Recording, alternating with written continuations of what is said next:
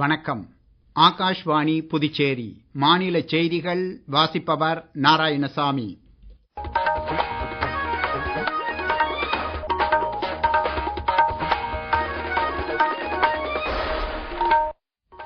தலைப்புச் செய்திகள்.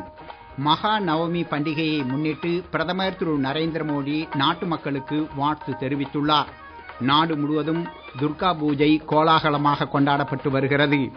நாட்டின் ஒற்றுமைக்கும் கலாச்சார பாதுகாப்பிற்கும் RSS அமைப்பு முக்கிய பங்கு வகிப்பதாக பிரதமர் திரு நரேந்திர மோடி கூறியுள்ளார். GST சீர்திருத்தம் பாதுகாப்புத்துறை கொள்முதல்களில் நேரடி தாக்கத்தை ஏற்படுத்தும் என்று மத்திய பாதுகாப்புத்துறை அமைச்சர் திரு ராஜ்நாத் சிங் கூறியுள்ளார். இனி விரிவான செய்திகள். மகா நவமி பண்டிகையை முன்னிட்டு பிரதமர் திரு நரேந்திர மோடி நாட்டு மக்களுக்கு வாழ்த்து தெரிவித்துள்ளார். இந்த நவராத்திரி விழா அனைவரது வாழ்விலும் வளம், வெற்றி, செழிப்பை கொண்டு வரட்டும் என்று அவர் தமது சமூக ஊடக பதிவில் குறிப்பிட்டுள்ளார். நவராத்திரி விழா தேசத்தின் பரிமாணத்தை ஏற்றமிக்கதாய் எடுத்துச் செல்வதற்கு கல்வி, தொழில் மற்றும் பொருளாதாரத்தில் ஏற்றத்தை உருவாக்கி அனைத்து நன்மைகளும் மக்கள் அனைவருக்கும் வந்து சேரட்டும் என்று மத்திய இணையமைச்சர் டாக்டர் எல் முருகன் தமது சமூக ஊடக பதிவில் மக்களுக்கு வாழ்த்து தெரிவித்துள்ளார். பீகாரில் துர்கா பூஜை கொண்டாட்டங்கள் சிறப்பு பிரார்த்தனைகள் மற்றும் கன்னியா பூஜைகள் மூலம் கொண்டாடப்பட்டு வருகிறது. மாநிலத்தின் பல்வேறு பகுதிகளில் ஏராளமான பக்தர்கள் கைமூர், முங்கர் மற்றும் கோபால்கஞ்ச் உள்ளிட்ட சக்தி பீடங்களில் வழிபாடு செய்து வருகின்றனர். மாநிலத்தின் பல்வேறு பகுதிகளில் பந்தல்கள் அமைக்கப்பட்டு துர்கா பூஜையின் முக்கியத்துவம் குறித்து காட்சிப்படுத்தப்பட்டன. ஜார்க்கண்ட் மாநிலத்தில் துர்கா பூஜை மிகுந்த உற்சாகத்துடனும் பக்தியுடனும் கொண்டாடப்பட்டு வருகிறது. மாநிலத்தின் பல்வேறு பகுதிகளில் பூஜை பந்தல்களில் பாரம்பரிய சடங்குகள் நடைபெற்று வருகின்றன. தமிழகம் மற்றும் புதுச்சேரியில் நவராத்திரி பண்டிகையின் 9ஆம் நாளான இன்று ஆயுத பூஜை மற்றும் சரஸ்வதி பூஜை கோலாகலமாக கொண்டாடப்பட்டு வருகிறது. தொழிலுக்கு மரியாதை செலுத்தும் வகையில் இயந்திரங்கள், உபகரணங்கள், வாகனங்கள் மற்றும் குழந்தைகளின் கல்வி சிறக்க பாடப்புத்தகங்கள், எழுது பொருட்கள் ஆகியவற்றை வழிபாடு செய்து மக்கள் கொண்டாடினர். பிரதமர் திரு நரேந்திர மோடி தலைமையிலான அரசு மக்கள் சேவை, நல்லாட்சி என்ற தாரக மந்திரத்தின் அடிப்படையில் நாட்டில் மாற்றங்களையும் முன்னேற்றத்தையும் கொண்டுவர அயராது உழைத்து வருகிறது. G20 வெற்றி குறித்து சேவை திருவிழா என்னும் இந்த சிறப்பு தொடரில் காண்போம்.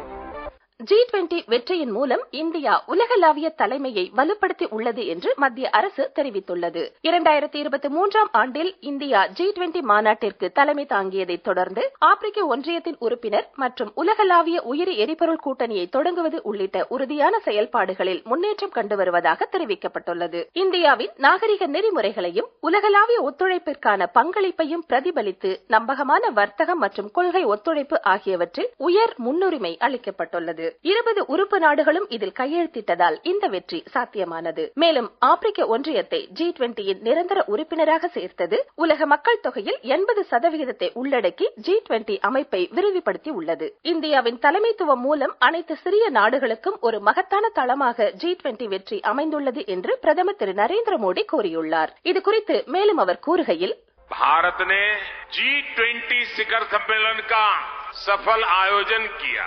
सफल G20 140 करोड़ भारतीयों के परिश्रम का परिणाम है. G20 की एक और बड़ी सफलता रही है. जिन छोटे छोटे देशों की आवाज वैश्विक मंचों तक नहीं पहुंच पाती थी, उनको पहली बार G20 में इतनी बड़ी भागीदारी मिली है. जो वंचित है उसे वरीयता देना, यही आज के भारत की प्राथमिकता. நாடு முழுவதும் பொதுக்கூட்டங்களை நடத்தி இந்தியாவின் கலாச்சார பாரம்பரியத்தை உலகிற்கு எடுத்துக்காட்டியது G20 மாநாடு முக்கிய பங்கு வகிக்கிறது. வரலாற்று சிறப்புமிக்க இடங்களில் நடைபெற்ற இந்த கலாச்சார நிகழ்ச்சிகள் நாட்டின் பல்வேறு மரபுகள் மற்றும் பொருளாதார வளர்ச்சி ஆகிய இரண்டையும் அடையாளமாக கொண்டு இந்தியா வலுப்பெற்றுள்ளது குறிப்பிடத்தக்கது.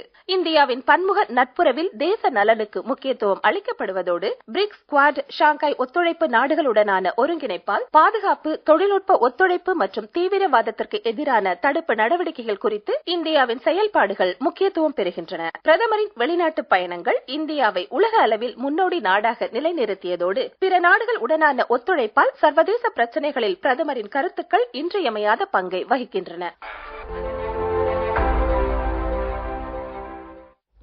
நீங்கள் கேட்டுக்கொண்டிருப்பது மாநில செய்திகள்.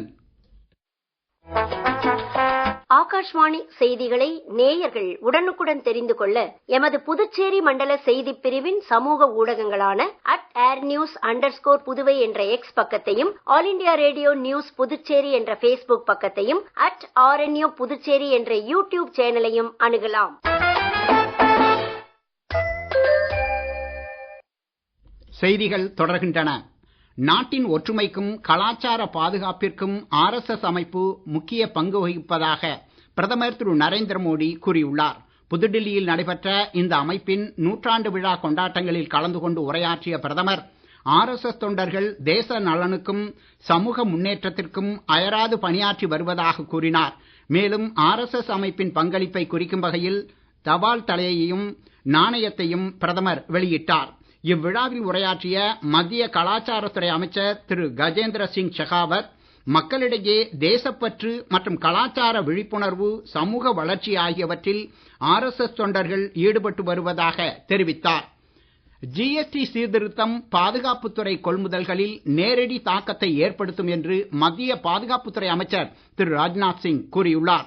இன்று புதுடில்லியில் நடைபெற்ற பாதுகாப்பு கணக்குத்துறை தினம் 2025 உரையாற்றிய அவர், பாதுகாப்புத் துறையில் ஆராய்ச்சி மற்றும் மேம்பாடு சார்ந்த தொழில்நுட்பங்களை ஊக்குவிக்க நாட்டில் ஒரு புதுமையான சுற்றுச்சூழல் அமைப்பை உருவாக்குவது குறித்து வலியுறுத்தினார்.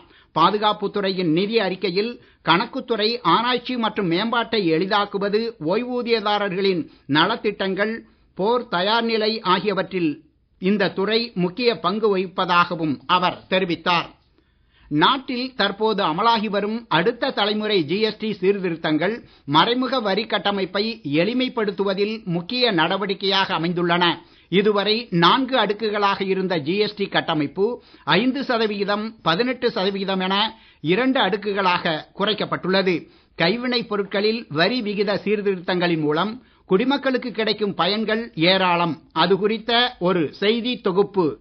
அடுத்த தலைமுறை GST சீர்திருத்தங்களின் கீழ் வர்த்தகர்கள், கைவினை கலைஞர்கள் மற்றும் நுகர்வோர் மீதான நிதிச் சுமையை குறைக்க மத்திய அரசு கைவினை பொருட்கள் துறையில் குறிப்பிடத்தக்க வரி குறைப்புகளை அறிமுகப்படுத்தியுள்ளது. பீங்கான் பானைகள் மற்றும் ஜாடிகள், டெரகோட்டா கைவினை பொருட்கள், பாத்திரங்கள் ஆகிய அன்றாடம் பயன்படுத்தப்படும் பொருட்களுக்கு தற்போது 5% வரி மட்டுமே விதிக்கப்படுகிறது. இதற்கு முன்பு 12% இருந்த இந்த வரி தற்போது குறைந்துள்ளதால் வீட்டு செலவுகள் மற்றும் அத்தியாவசிய பொருட்களின் விலை மலிவாகியுள்ளது. மேலும் இத்துறையில் சிலைகள், நீல மட்பாண்டங்கள் மற்றும் அலங்கார மட்பாண்டங்கள் மீதான வரி விகிதம் 12 5 குறைக்கப்பட்டுள்ளது. கைவினை கலைஞர்கள் மற்றும் பாரம்பரிய கைவினை சந்தைகளுக்கு இது ஊக்கமளித்துள்ளது. இதன் காரணமாக இந்தியாவில் கையால் செய்யப்பட்ட கண்ணாடி வேலைப்பாடுகள் நிறைந்த கைவினை பொருட்கள் நுகர்வோருக்கு எளிதாக கிடைக்கக்கூடியதாக அமைந்துள்ளன. இந்த GST சீர்திருத்தம் குடும்பங்கள் மீதான நிதி சுமையை குறைத்து இந்தியாவின் வளமான கைவினை பொருட்களுக்கான தேவைகளையும் வலுப்படுத்துகிறது.